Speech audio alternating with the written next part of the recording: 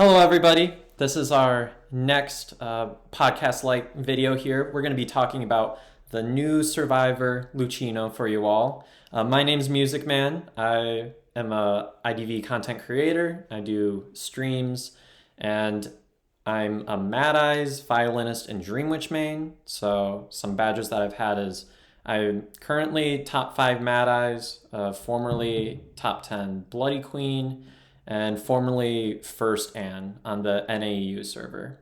And yeah. What's going on, everybody? Sikey here. Thank you, Music Man, so much for having me over. And I'm a Survivor main. I've been playing the game for many years now. And we're going to be talking about Luchino today. Pass it over to you, Meekiii.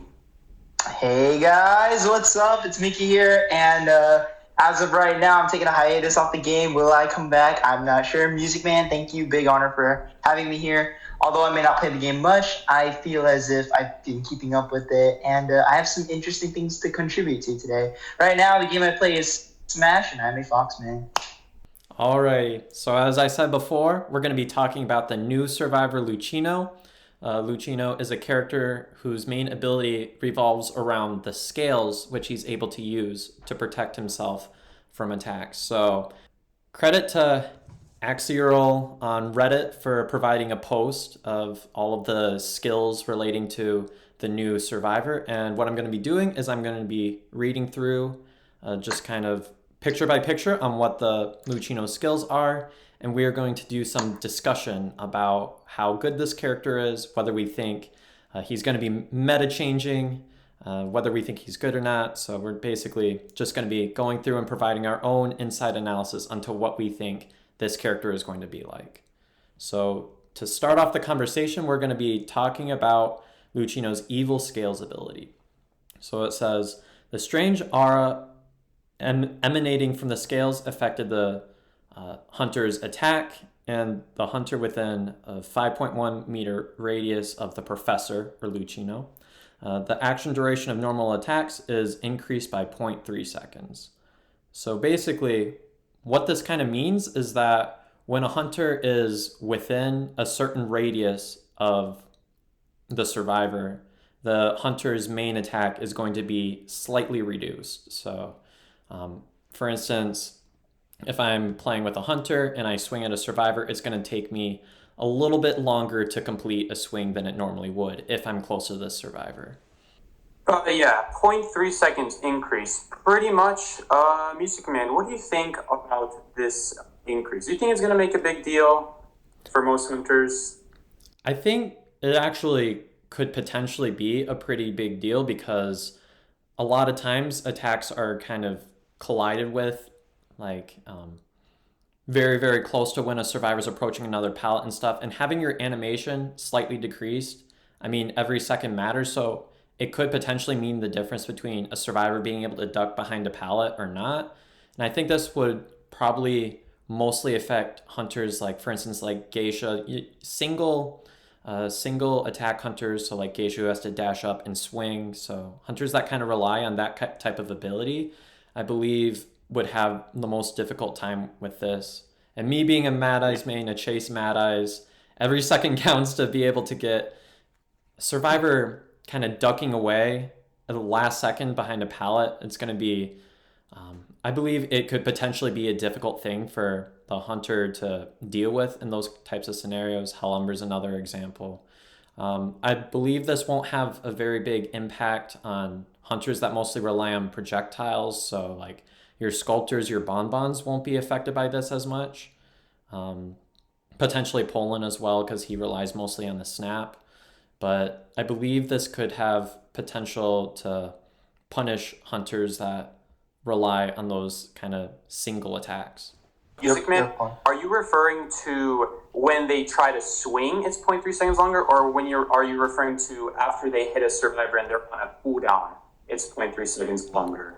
I believe that this, at least the way it reads, is that it's referring to the swing itself is longer. When a hunter wants to start a swing and the lizard survivor is within a certain range, it slows down the swing. That's what it would appear to be. Now, this could potentially be a mistranslation. It could also potentially be talking about attack recovery, but I'm not entirely sure at the moment. We have to see more gameplay in order to and get kind of like the original translation from the game to see how exactly this would affect. But if it is the thing where like the attack animation itself is going to take longer, I believe that could be very punishing for certain hunters. Yeah. It's hard to say because usually it's the hit before that matters most. I think what you said, where it's going to affect the first hit, like before they ever like get damage on a survivor, where it affects that first swing. I think that's going to be much better than if they nerf the recovery by 20%. It's kind of like a veteran bonus, except removing some speed and giving the hunter more recovery. But it would seem very underpowered if it were after the hit happened. Meekiii, what do you think about this? So right now, is there any confirmed like release gameplay of the Survivor? There has been some test server gameplay. Okay. Well, I feel like you said, the missing translation thing could be like a big part of like whether or not we decide it's a good thing or not. But I will say it's a whole new game tech. This brand new game tech, and it will also, I believe, can this in a way work against survivors too, who might be too fishy with the pallets? Because like if it's slower than expected and you drop it expecting to go at the speed of a regular hit, isn't the chance of getting hit through the pallet like, isn't the timing going to be a little different for the serve too? So is it like a neutral attack? It would be, but usually it's not going to as big of a difference. In fact, it might help the survivor more if you're able to see the action happen slower, so that if it's an instant swing hunter like Axeboy, you can more readily see they're about to swing than if before they would be an immediate swing. Like let's say maybe you're rescuing, which later on I think we're going to talk about what is this survivor's role. Yeah. Yeah. So with that, that's actually really good then. Because if an Axeboy is zooming at you, usually when he misses his soul and he gets the speed boost bar, right? And if he swings, if you can actually see his wind up, it will be easier to determine whether or not you use your item, whether or not you got to the pallet on time, and like whether or not it's a good idea to drop it. So I'd say this could be kind of big, but I'm just worried about like the nerfs that might come to the survivor if things start out like out of hand. You know what I mean? Think they'll nerf anything. I think the big picture here anyway is that Music Man made a very good point where usually this is not going to affect hunters with projectiles, which is most hunters. But if it's Geisha, Wu Chang, hunters like that, then yeah, it would make a big difference. But otherwise, White Wu Chang, it seems underpowered either way either way of the translation. Yeah, we're going to cover later what this specific survivor has for projectile hunters, because he definitely has a kit that's able to defend against that. So the thing that like has me standing out most right now is White Wu Chang. Just imagine him like taking 2 to 3 business days to land it. That's pretty funny. Is he? That's crazy long. No, honestly. All right. He'll be in that kickback animation for a while too, or feast or long attack. So yeah, you can punish hunters for whiffing attacks more often with that, I will say, which is pretty good. Because if you're a hunter, when you swing, if that swing isn't intended to hit, what you swinging for? Like, you know what I mean? You slow yourself down for no reason. So yeah, but we'll see. Yeah, overall, it's an okay ability in my ideas. All right. So I think this is going to lead us to the next slide here. And the next ability reads Toxicity Limit. Every time the professor is poisoned, the scales will close to the limit of losing his mind, and deciphering speed will drop by, I believe this is a mistranslation, it's going to be 10% within 30 seconds after molting. So basically, I've seen some gameplay of this character, and what he's able to do is he's actually able to drop scales along the map for other survivors to pick up, and what those scales do is they're able to protect a survivor from a single attack. So basically this is saying every time this character sheds one of those scales, he's going to receive a decoding debuff when he does that. So basically when he uses his ability to assist, he's going to be debuffed, similar to the way that perhaps Barmaid is. But anyway, this depends on one thing. Can he choose when he drops the scales? Yes. Because Oh, that's good. Because then he can decode a cipher and then drop all the scales he wants. Another question: can he keep using his syringe, his poison syringe, infinitely until there's 3 scales on the ground? And can he keep just dropping more as long as there's less than 3? I'm not sure if there's a current limit. I believe there's possibly just a cooldown attached to that, but I don't believe right now that there's a limit to how many scales he can drop. As long as there's less than 3, and even if someone picks one of them, he can just drop another one wherever he is. I believe that's how that works. Sounds solid. Sounds like Priestess 2.0. It's gonna require a lot of communication to get this guy like efficiently though. Like you could drop a scale at maybe like a pallet you know your teammate's gonna kite to, and then it's just right there. And then you're just like, oh sweet scale. You know what I mean? And then all of a sudden you have a free transition tool. Like the potential, the teamwork potential, like Sikey said, Priestess 2.0, it's very possible with this character. So like maybe for rescuing after you rescue, drop a skill, they can pick it up. They have a little bit of invulnerability. I think we'll get to later just how long it is. I don't think it's that long, but it's something, and something is usually enough to reach a paladin. Although most times tiers are a solid distance away from a pallet, so that's why Priestess is just so much more reliable at her job. There's more often than not a wall next to that chair rather than a pallet. We'll see with Lizard. Back to the ability, the decoding debuff, where like in the first place that this happens after he sheds his molted skin, I suppose. It's fine. I feel like this is supposed to be an excuse for hunters not to complain about this survivor not having any debuffs, but it's a really because if you are dropping scales from another survivor, usually the hunter is going to be nearby unless you're pre-placing a scale. So if you're already nearby the hunter and you're dropping scales and supporting, you're not going to usually be decoding. And even if you are decoding, even if you are pre-placing something ahead of time, maybe in like a dead zone where a survivor has to walk by and they have a good chance of dying or getting hit, well then it's still only 10%. It's not that big of a deal. And it's for 30 seconds. It's not even permanent. So this debuff is really not going to hurt him that much. If at all, you know.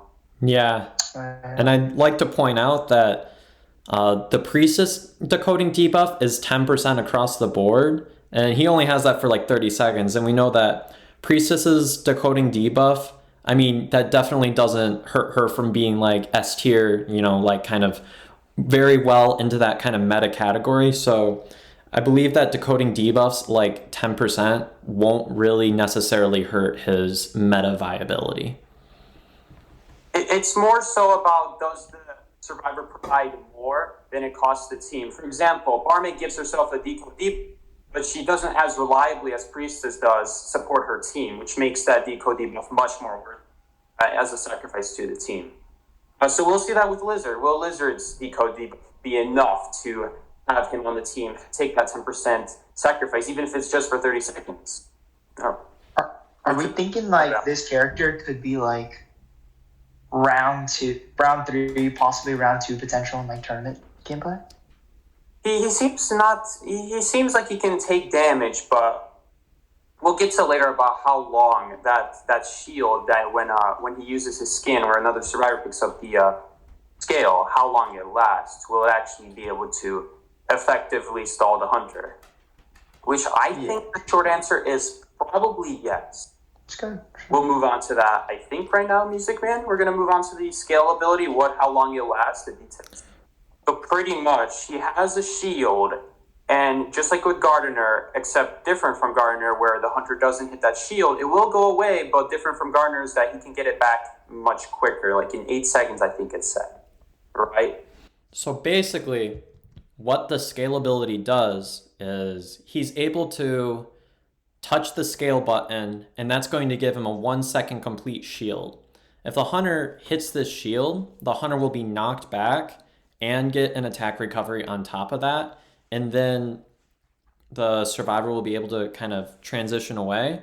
And so basically, if the survivor misses the shield the first time, so if the second shield misses, he has an 8-second window where he can use it again before it officially goes on cooldown.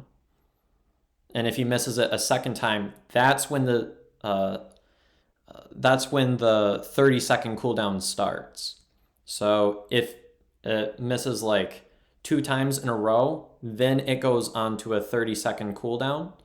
So basically, this is to prevent kind of the perfumer thing where like a lot of hunters will swing but purposely miss the perfumer to bait the perfume.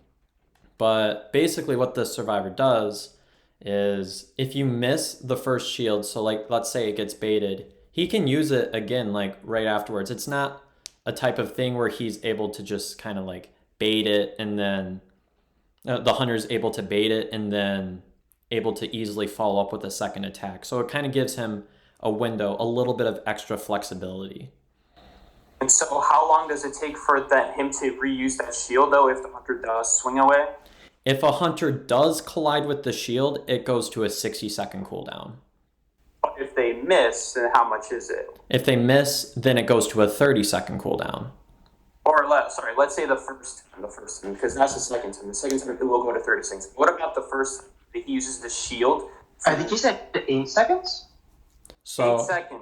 So that, to me, seems way too significant. Think about it like Perfumer. You make a good point with the Perfumer and say that with Perfumer, a lot of hunters will swing away. And they'll swing away from the Perfumer, and they could hit the Perfumer right afterwards. The problem here is that just like with Perfumer, this guy is still on a cooldown. And very often with Perfumer, if they swing away from your perfume and you're not by a pallet, something to drop by, then you're going to get hit almost immediately. And that seems like a very similar thing that's going to happen here with this Professor Survivor. Now, it's just like with Perfumer, though. Perfumer is still solid in the way that she's really good for those clutch moments where you just need a few extra seconds to reach a pallet. And you can reach it, and if they swing, you'll still punish the hunter either way. And that's the nice thing about Perfumer.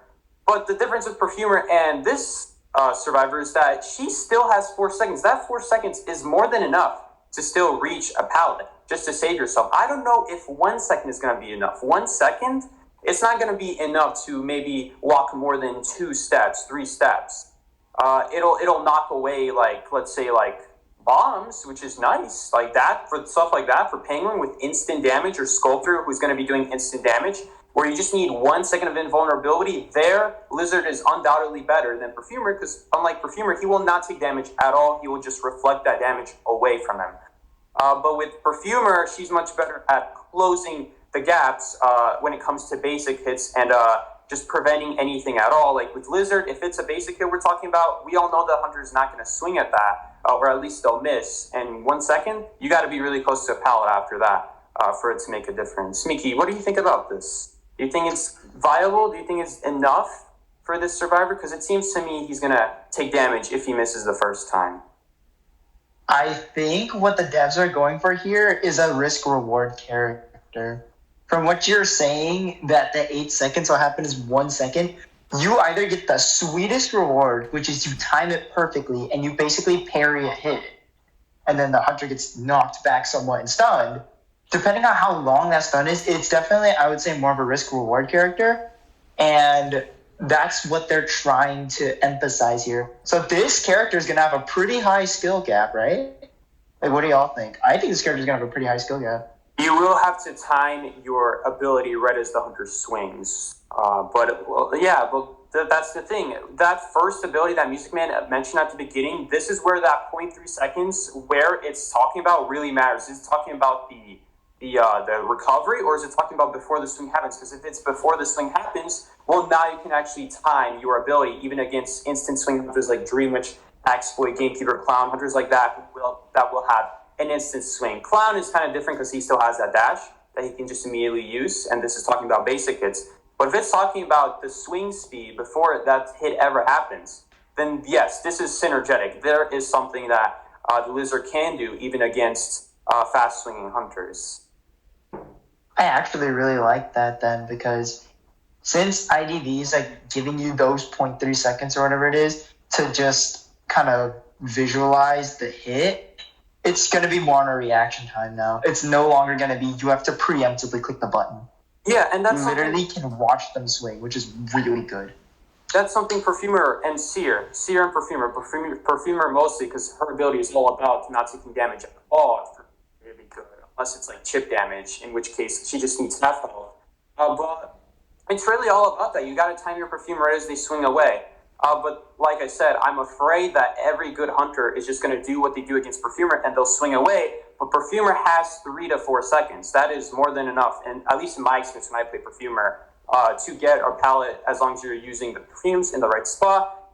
Similar to Lizard, both of these survivors are not requiring to be in any area to use their ability. It's just all about, can you time it well and reach a pallet right after it runs out. And if you do succeed in reaching a pallet, well, guess what? Unlike Perfumer, instead of waiting 10 seconds, you now have an 8-second cooldown, which arguably is better.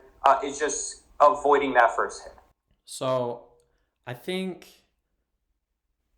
you might be kind of misunderstanding the skill here. So the 8 seconds is a window where if the first time he tries to block the attack misses, so let's say Hunter swings, that attack misses, he can use the ability a second time no matter when, and that's going to be kind of his kind of window like what Perfume does. It doesn't instantly go on cooldown.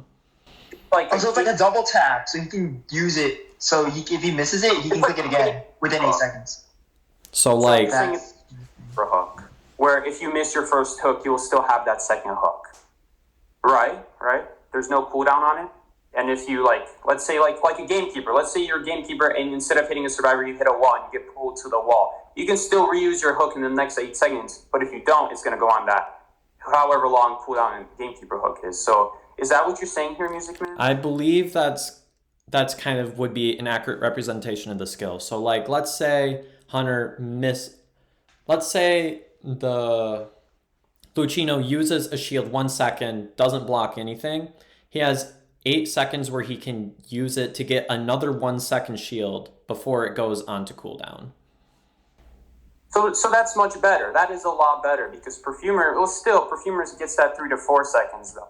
At least with this Professor, at least maybe the reward is higher. I'm not too sure because it seems to me that if you push back the Hunter, it's going to take that Hunter maybe about the same time to catch up back to you as if the Hunter just swung at you as Perfumer, got the recovery. The difference is you don't give them presence, I suppose, with this Hunter, with this Survivor, I should say. And so against Sculptor, and Sculptor mainly, because against Bomb Mom, you really shouldn't be getting pushed around into the Hunter and giving them basic hits. So really against Sculptor, this sounds like maybe a round 1, round 2 Survivor then, even better than Patient, because Patient can get blocked by those statues with the hook, but this Survivor Luchino will be able to block statue hits. And as far as I know, it's not like Garden or Bubble where it'll disappear if you get impacted. It'll stay up for that whole 1 second, regardless of how many hits happen. So right here, I'm just kind of thinking, I just had a crazy thought. Like, does the aura of pushback also happen at a projectile? And it just happens in a radius? Or does it have to be a M1 hit to trigger the aura? That's a great question. So if you get hit by a secondary ability, like maybe a Foggy Blade, a bomb, or a statue... Violinist Note. Will it get pushed back? It will? No, I do not believe it does. I was just saying Violinist Note because we'll talk about chip hits in a second because he has a final ability that I believe... I'm saving it for last because it's kind of really huge, but... We'll talk about chip hit hunters later, but basically, it doesn't affect the shield, I believe, protects, but the knockback doesn't happen for projectiles. So the hunter won't be shot back for violinist notes. I believe it potentially doesn't even protect against Bloody Queen shields because that's technically an ability and not a basic swing. So he won't get pushed back for Bloody Queen hits. That kind of pushback effect's not going to work because that's technically an ability. That's certainly wrong. I believe it protects the attack, but it won't do the knockback. He won't take damage, but it's not like Garden or Bubble where it'll trigger recovery as far as you know. Right? He's sort of like a ghost. I'm not sure about attack recovery, though. You might still get attack recovery, but I would need to see more gameplay to really that Survivor versus Bloody Queen to see if that actually happens because that's a huge deal because that is what that's what really separates survivors that can take multiple hits like Perfumer or Seer against this survivor is that if he can't trigger recovery from that bubble from these scales and the swing just goes right past as if he's not even there until the scales run out, then that's not great because now you still don't have that distance that you need like you got with Seer, Perfumer, Gravekeeper, where you can take that hit, trigger recovery, and usually just running straight is enough to not get hit by the mirror again. So that's a big deal. Meekiii, what are your thoughts on this new discovery that we've made that you do not get pushed back by secondary abilities if you do damage to the survivor? So, like, the thing is, this could either be the do or die for this character. If we get no recovery from BQ, she can just swing again. And I'm pretty sure like you said, if she lands the hit, the cooldown goes into 60 seconds or whatever, right? Where the pushback happens and, like, you can't use it for a while. Yeah, you're just going to take a hit there, and then that's going to be GG's. But will be, like, the biggest counter for this guy. But assuming it doesn't work that way, I still think he can be, like, pretty good, considering that, sometimes BQs, their mirrors like this, the one hit swing because of a little bit of a depth perception thing, and then they hit the second one. They always hit the second one. So, like I said, if you use the first one and she misses, and then you click it within the 8 seconds and you get hit by the second one and it gives recovery, then obviously this guy will be really good against BQ, actually. So, like I said, depending on whether or not he gives attack recovery animation from BQ Mirror, will determine if he's, like, a really good character or, like, a really bad character. Yeah, and I think this is gonna kind of bring us to the next point about, like, how many scales can be, like, around the map. So this frame is just labeled number of scales. The professor can shed scales by injecting toxin, and the scales have been shed in advance at 3 fixed positions in the scene. So it looks like there are going to be 3 scales that are dispersed randomly across the map by the start of the match. And it says... Wait. Is that correctly prefixed? So we cannot choose these locations? It does appear that way. Oh. Okay. Oh. So the game just decides for you where these scales will go? He's still able to place his scales before that, but there are going to be 3 scales laid on the map already by the time the survivors spawn in. We're treasure hunting. that's pretty much what it is. We treasure hunting. And that's not by, like, your spawn point. It's so inconvenient to go grab it because then you're wasting time not decoding. All right, and then it says, so basically when these survivors pick up the scales, they'll automatically gain the ability once. So, like, you'll run by a scale, that shield will automatically activate. And it looks like when the hunter attacks the survivor with the scale, it'll be a lessened knockback, but there's going to be a survivor cooldown for being able to pick up a second scale within 120 seconds. They can't pick up a second scale. So basically, he's going to be also potentially an assist character where if you time correctly where you're kind of expecting the survivor to go, this character is able to place those scales at certain locations to assist with the kite. Now, the one downside being that it looks like these scales automatically activate when a survivor runs on top of them. That 1 second shield activates, which is potentially a little limiting that it's not picked up and then used, but it seems like this is going to be kind of his version of being able to assist other survivors, and he's going to kind of get that knockback and protection from attacks. So what do you think about this, Sikey? I see you're kind of shaking your head there a little.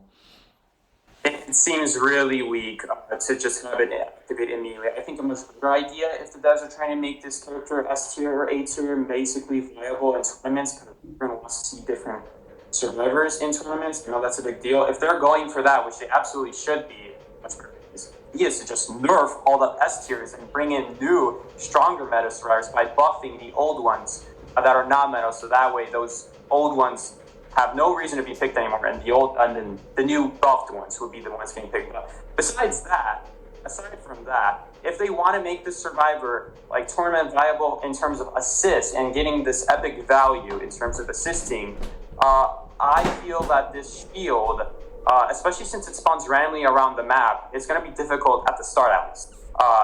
it's going to be difficult to time it with like that 1 second that you need to reach a pallet or a window or something like that. Since it only lasts 1 second, I'm assuming you're going to need to be practically right next to a window or a pallet anyway. And at that point, the survivor may as well have their own ability as well. I guess it helps save it. But here's another issue that I came up with while you were talking about how there's already 3 skills on the ground. Since this guy cannot have more than 3 skills on the ground, and there are already 3 skills on the ground randomly dispersed, you're going to need someone to pick up one of them so he has at least one that he can put somewhere on the map, which is, I find it a little bit annoying. I feel like having 3 already on the field that are in random locations is not so great, because now that means he can't coordinate his own skill until one of those other ones are picked up already.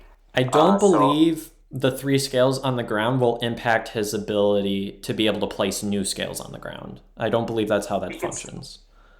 So those 3 ones on the map, the ones on the map already, he can still continue to place 3 more of his own afterwards. Those 3 that start, those are not about his ability anymore. That's just naturally there. I'm not sure. The translation that I'm reading off of doesn't seem to describe a limit as to how many scales are able to be on the ground. The 3 scales at the beginning, that number 3 appears to be in conjunction with having 3 scales randomly placed. Like, for instance, like Clown has his parts randomly scattered throughout the map. I think this is kind of the same thing except for this specific survivor. But I'm not sure. At least reading through this entire translation, it doesn't appear like there's a certain limit to how many scales can be on the ground. If there's no limit, it's fine. If there is a limit, and that limit is, if that limit is exactly 3, then I mean, what you're saying, at least from gameplay, I'm assuming that you saw, which you did see, that you were able to still drop more scales on your own, despite there being 3 on the ground already. So pretty much, if there's already 3 on the field and he has no maximum outside of those 3, like maybe his max is 4 or 5, well, it's fine because he can still place more of his own. But if that max is already 3 and there's already 3 on the field and he can't place any more until someone else takes one of them that are randomly on the map, then that's going to make him suffer a little bit. It really depends. We don't have enough information, I would say, to make a great call here. But Meekiii, what do you think in terms of the assist potential? Like, in terms of like dropping skills, like regardless of whether he can put more on the map at the start or not, is this that great that it activates right away? How can you like coordinate this? Is there a way to coordinate this you can think of? I feel like Sikey said, the assist potential is a lot weaker if it automatically scoops. Because if a hunter sees the scales, assuming it's something you can see on the ground, why would they swing there? They're just going to wait for your scale to expire. They don't want to get parried. They don't want to like have you touch that scale. Unless this involves mind gaming. Like say your lizard friend, he just places a scale on the pallet. Well, if you walk up and you stand still and then you see the hunter swing, then you just move forward slightly and collect it, depending how big the radius is. Could that be applicable? I don't know. But it's definitely questionable because we all know that standing still in the kite is never a good idea.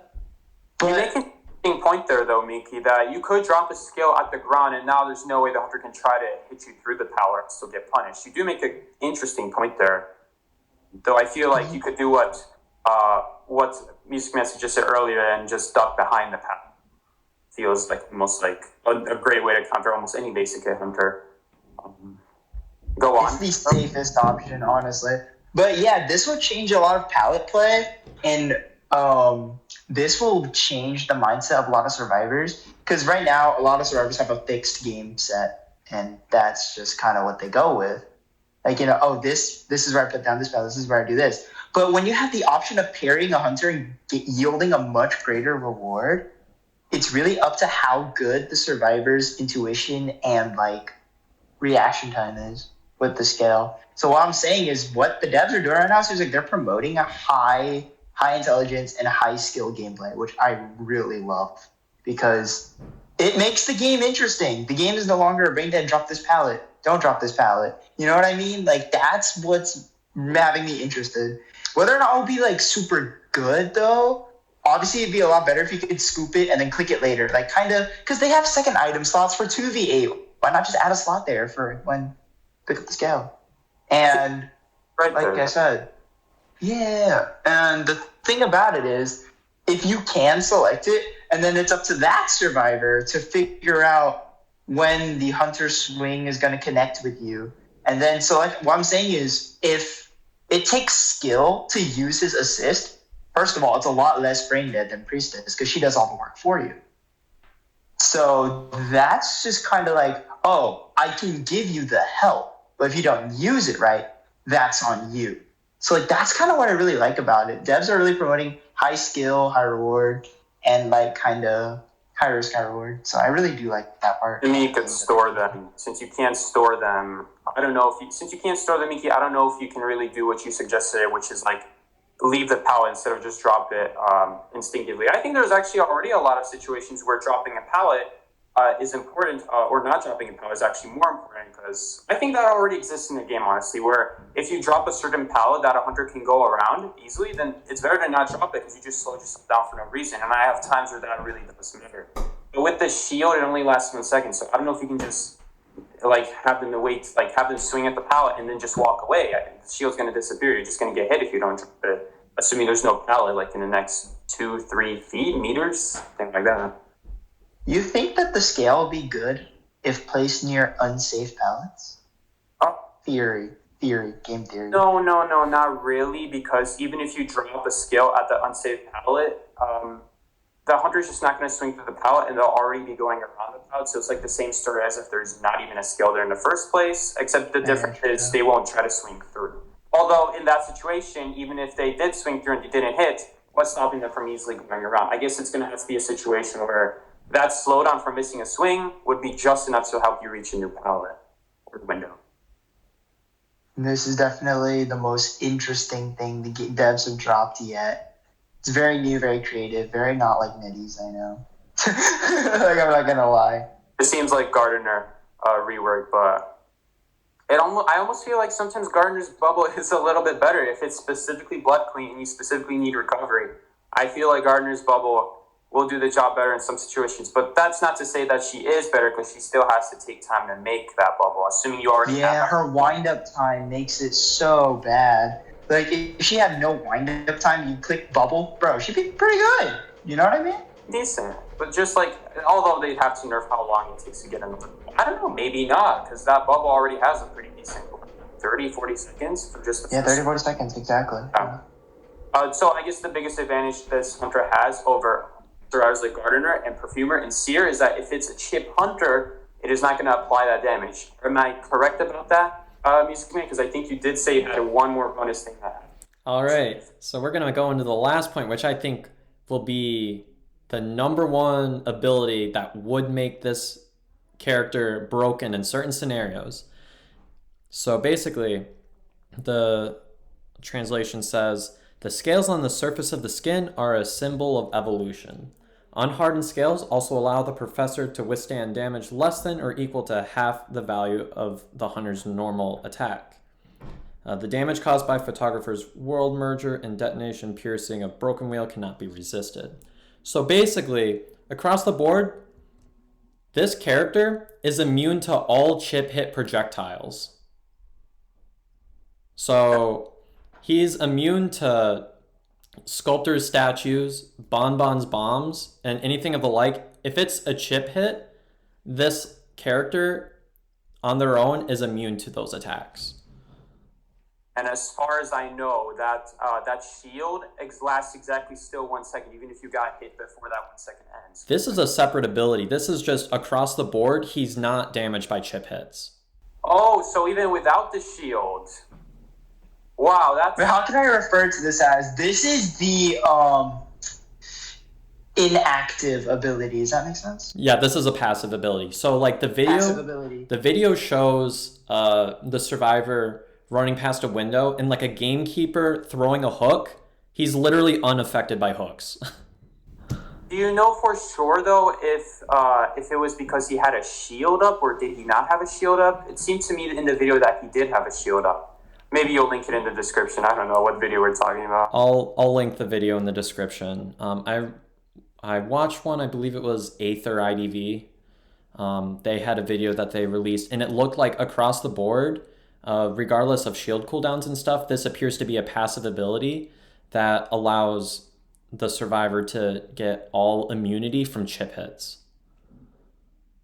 So it sounds really solid. Honestly, you could just straight up ban Blood Queen because we talked earlier that it wouldn't be as good against Blood Queen mirrors the shield. So you could just opt for a team where it would be bad against Dream Witch and Blood Queen, but a team that is good against specifically Sculptor and Bonbon, and this would be a big inclusion in that team, that anti-Sculptor Bonbon team, and maybe Mad Eyes, not really, but like still, wheel is a thing, and you did say that the wheel spikes when you get hit by a spike, and let's say snapped, that still applies as far as I know, correct? Mm-hmm. I believe that's how that works. That's at least what the translation says. You're probably going to have to ban Blood Queen and Wheel in that case and just work together to figure out Dream Witch. Dream Witch is anyway a very team-oriented hunter where if you work together, besides the first round dying to like 5 patrollers and 5 links, everyone else can relatively work together to secure it. Mm-hmm. What do you think of this, Meekiii? This is a pretty big change here that we just came across with this survivor. That's not just the bubble. There is this crazy inactive ability. What do you think about this, Meekiii? That's a really good passive ability. And I just had a thought where this might bring M1 hunters back into the meta. If this survivor blows up, this will bring, Geisha's already in the meta, so she shouldn't really count. Also, I think he's going to be really good against Geisha if you time your parry very correctly. But other than that, this will bring like Ripper back. This will make like Spider promotion again, just like to encourage her to like not just use webs and slay down. This is more of like she gets rewarded off of physically hitting you. But with her slower reaction time, this will counter Spider pretty well as well. But this will bring back M1 hunters, which is what I really like. Like I said, no chip hits. Although with Sculptor, can you still block routes with his statues, or does he just walk through statues? I believe it would just like push. It's something. The Sculptor is not helpless, but really, I think they're looking more for that damage most of the time. It's not often that they're able to perfectly block a pallet or window. Sorry, window they'll always fall, but a pallet they need to walk across. And it's not very often where a Sculptor is within range of blocking and at the same time shortly after swinging and hitting them. In that case, that would be a great time to use that shield then. So it feels like either way, you're in a checkmate situation as the Sculptor there. So that's something to think about. I don't know about Ripper though, Meekiii, because Ripper, he's a slow swinging hunter unless he's already invisible, in which case you cannot see him swing. Even then, you can see the Foggy Blade, so can't you just activate the shield to prevent any damage that's more than 1/4 or a chip? I think, right, Music Man? Like that shield will, himself, he's strong enough to withstand 1/4 chip. But he'll have to use a shield for anything more than that, correct? I believe that's how it works. I'm not sure if the ability protects from Foggy Blade, but I'm sure that at least normal attacks, Ripper will not be able to attack through that.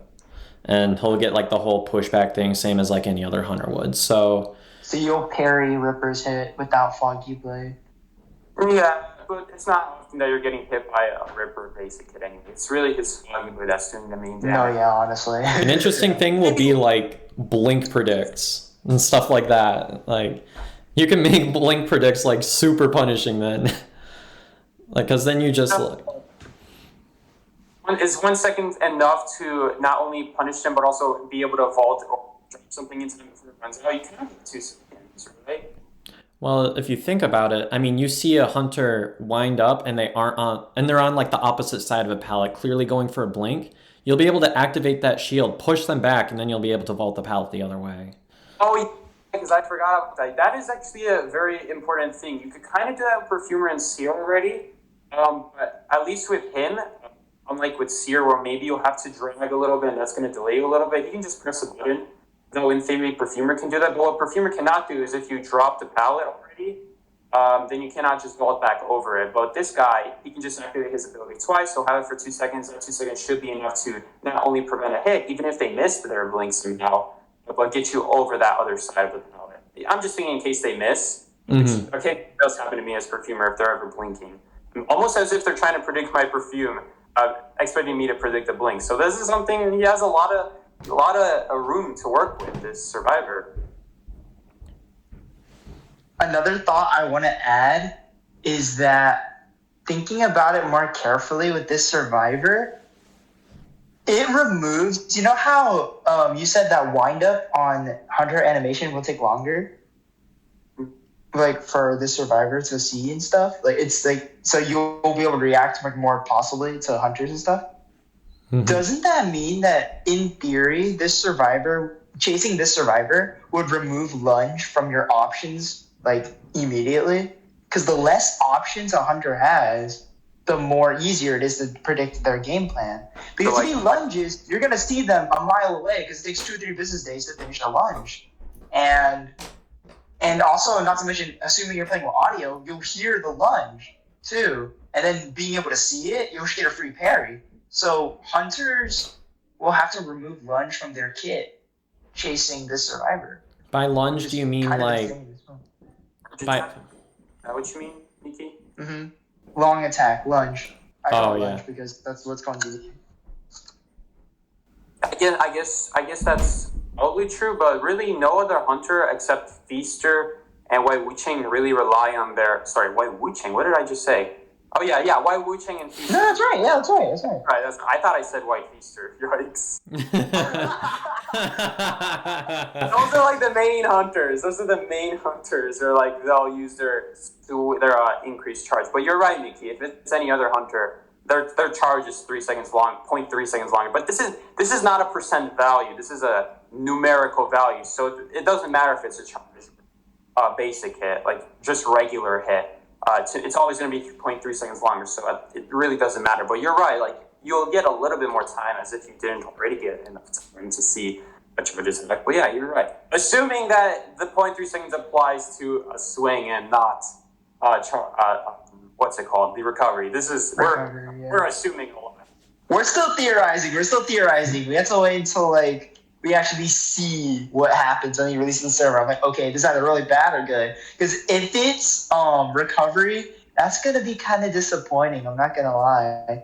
Because if it's hit, swing, wind up, then it's all of his abilities, if you notice, complement each other.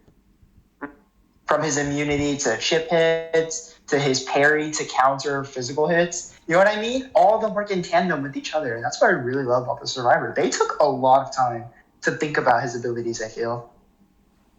We're going to get proven wrong as soon as this comes on. This all might be just pointless theorizing where they should change if it turns out not the case.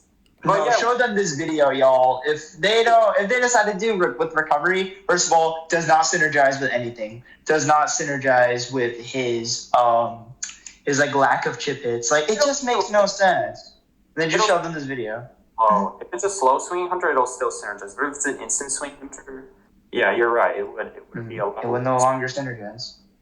Yeah, we're assuming a few things. We're assuming that his first ability is affecting swing speed and recovery speed.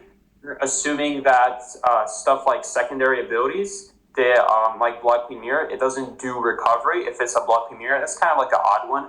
She's like really the only one that'll still do a recovery with a secondary ability. And I think we're assuming that he can still drop scales despite there already being 3 on the map, indicating that there's higher maximum than 3. So we're assuming like 3 major things here. But yeah. So I think this will logically lead us to a conversation about whether we think this survivor is going to be viable and possibly, if those assumptions are true, kind of where we would expect him to lie in the meta. I mean, in rank, it's so hard to say because you see the craziest stuff. So you honestly, a lot of the time, I will see stuff that is not Sculptor or Bonbon, despite those being available. And so in that case, you really only have the shield. But in tournaments where you're sniping the hunter's prediction, like let's say you expect them to go Sculptor, well, you're picking the survivors that will beat Sculptor the best. And it's much easier in a situation where you can plan this stuff out because you know who your opponent is. You know their strengths. You know what they might go with. And you're playing around all of that by picking Lizard. But in rank, you don't know anything. You're not given anything.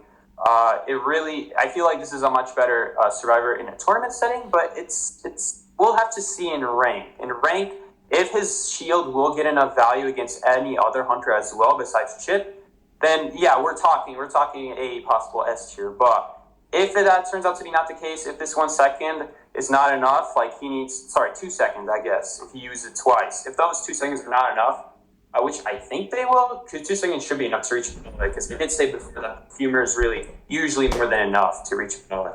Sometimes you'll need a little bit more. Yeah, we'll see. I think for tournaments it's going to be great. Meekiii, what do you think? I feel like this survivor could be pretty game changing because we already can tell by his passive ability. I think devs are starting to discourage chip hunting, and Yeah, that's what I love. I I'm love so that. I'm so stoked about that because, like, chip hunters have dominated the meta for pretty long, in my opinion. It's time to bring back like the M1. I'm so sick of like you dodging one of their abilities, but they have like 5 or 6 more because according to the devs, since it's chip, they deserve more of that same ability with little to no cooldown, one after another, which I find really annoying. I'm gonna They say get the solid read on where they want to place it, and it's like, oh shoot, yeah. So I punish you. I get a couple more seconds to my kite because I read you. Nope, it was another one, and they're just like, bruh. So what was the first read for? Like, you know what I mean? It just feels so unrewarding to play against hunters sometimes. That is exactly my experience against Sculptor. Like, you need to dodge so much, especially if they have Blink. You need to read them like crazy. Like, you cannot take more than one statue. If you take a second one and they have Blink, you're dead. Music Man, what do you think about this? I'm gonna say, as a Mad Eyes main, I don't appreciate immunity to chip hits. That's true. That's true. A good point. Maybe if you can lock them in with your full presence, but early game, you're right. It will be tough. If they're scared, they can just pop that. As my ability relies on literally my walls in the end game, I don't appreciate this at all. Honestly, I think the bigger concern is the early game though, because the early game you really got to get those chip hits to get the late game. Then the late game you can just kind of trap them. Though not always. It really depends on the area. So you have some right to be scared here, because if you can't trap them, if you really are relying to just one after another, line by line of walls, get them, which is a pretty common way of Mad Eye's play style, then yeah, you're right. This is going to be extremely annoying, especially like he gets a second one too in case the first one like didn't get triggered by basic, which it's not because you're using walls. So he essentially gets 2 shields back to back within 8 seconds. He's gonna punish my chase, and then he's gonna punish my literal entire ability. He has an immunity to the walls. In addition to that, he can control my consoles and use it against me. I'm like, what am I doing here? Probably pop his parry to climb your wall. Did you ever think of that? Oh, that's interesting. Well, I don't know. That's a good question. If you climb over a wall with your shield, will it still cancel the shield? Because it's a I full hope hit. not. You have a wall to Will full it do hit. damage? Will it still do damage if you climb over the shield? That's so funny. He's like panicking over. All I'm gonna say is I'm very scared. No, yeah, you're gonna have to play Mad Eyes differently against him then, because you're gonna have to use him to block him in. Then, like I said, I don't know if he can use scales to climb your walls. Because if he does, then you're pretty much obsolete against the dude. That's but it. One thing's for sure, he has a +2 matchup against Bonbon. Bonbon's bombs don't do anything in terms of not giving chip. If it doesn't take the chip, it is nothing. He's literally chasing an M1 hunter. Against Bonbon. He's +2 against Bonbon. I remember from the old days when he had nothing except his puppets, not even flame. So that sucks. That sucks for the Bonbon. So basically, Bonbon is kind of unplayable. At least Hunter can push him much. If he's in the team, Bonbon's unplayable.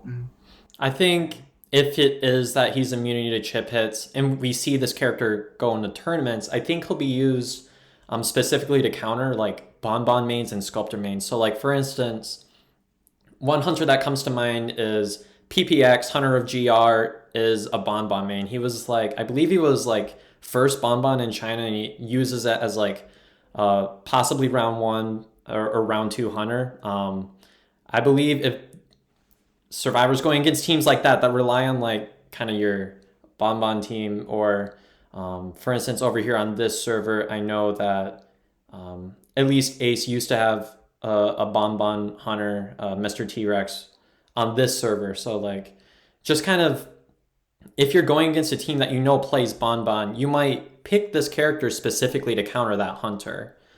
So I think this could lead to some more potential for mind gaming, kind of like before matches started, like with your comps and stuff that you choose, and kind of like your round ones and stuff in tournaments, round 2, round 3, like really any round, you might be able to get some mind game early game with kind of what survivors you choose, and you're going to kind of have a little bit more versatility on the survivor side, especially granted the new changes that we've been looking at in the test server when it comes to the new spawning system and the new kind of like cipher adjustment. There's going to be all these different things that are coming into play at the same time that I think will be very difficult to deal with potentially as a hunter, especially if you're a chip hunter main with this new survivor coming into play. Yeah.